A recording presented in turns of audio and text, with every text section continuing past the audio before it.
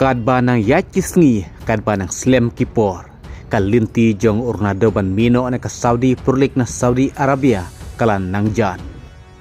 Hagaba urnado la pentikna bala public fund investment ka Saudi Pro League kamla bandon ya ka jing penkala kum taru tikna panakaling jong urnado la penskam un samino na ka Saudi Pro League.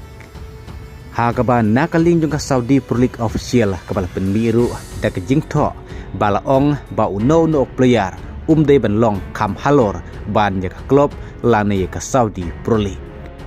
Kumta kepadang up menta kadai balahato shisha kan ka Saudi Pro League kan don ke jing penkala ya ka public fund investment lada kam don jing penkala ai kat kum ke jing boykot jong urnado ke asen nilai kai asen bi madan kumta tikna ba urnado un samino na ka Saudi Pro League.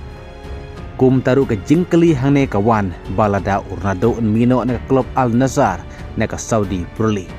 Siak eipat ka klub pa unlik penyeso lane unlik phabiang. Lahato unlik phabiang siak Sporting CP lane unlik penyeso shisha siak klub entar Miami banila kahek MLS kumbal angnut David Beckham. Bat kumno kanja shisha lada urnado unlik jele kailang pada Messi haka klub entar Miami haka MLS haswa begini arngut kirang lekai kin syong tajna osndon naka football. Klem pep bahaka takapor babaro arling kinong Christian ki fans jong Messi bat jong Ronaldo kin saya long teli melon kawe ban Christian tang ye kawe ka tim.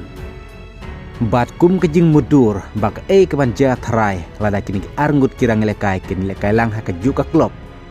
Bat katno kejing ku state jong kata ka klub lada ka Lasha ban wan ralang haka juga klub ka juga tim ya kini ki arngut kirang lekai. Ngemla ban tip shisha lah to kini ki jingmut jong David Beckham ka poin syakathong.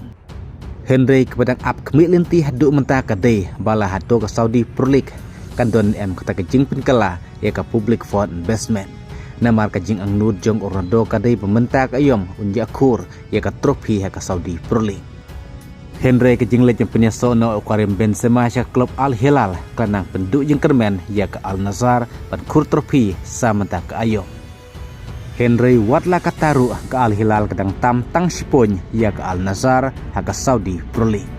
Barkat kumi kubur gilong bah ha ke jing lekai ke Banwan ha ke Saudi Pro League urnadoro usami madan biang ndagam ke Al Nassr.